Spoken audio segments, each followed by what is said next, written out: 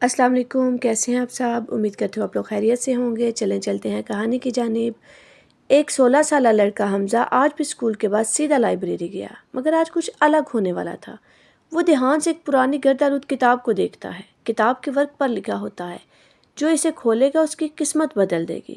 حمزہ مسکرا کر کہتا ہے، قسمت بدلنے والی کتاب، چلو دیکھتے ہیں۔ وہ کتاب کھولتا ہے اور اچانک ایک تیز روشنی اس کی طرف پھیل جاتی ہے۔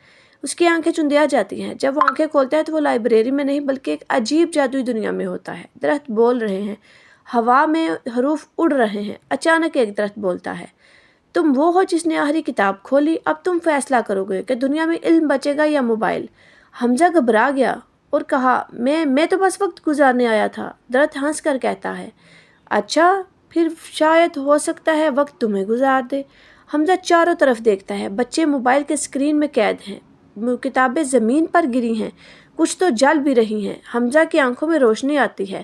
وہ کہتا ہے، ارے نہیں، میں علم کو بچاؤں گا، مگر میں جانتا ہوں کہ بچوں کو صرف نصیحتیں نہیں پسند، تو میں علم کو دلچسپ بناؤں گا، کہانی کی طرح، مہم کی طرح۔ اسی لمحے روشنی واپس پھیلتی ہے اور حمزہ پھر سے ایک دفعہ لائبریری میں چلا آتا ہے، مگر اب اس کے ہاتھ میں ایک سادہ سا قلم اور ایک جملہ ہوتا ہے، اپنی کہانی خود لکھو۔ حمزہ مسکرا کر کہتا ہے، اب میں صرف پڑھوں گا نہیں، دنیا کو سکھاؤں گا کہ کیسے پرامن رہا جا سکتا ہے۔ اور موبائل برے نہیں ہوتے، بس دماغ کا آن رہنا ضروری ہے جینے کے لیے۔ ہاں تو بچوں، کیسی لگی میری ویڈیو؟ اور ہاں، سبسکرائب کرو، لائک کرو، کمنٹ لازمی کرنا۔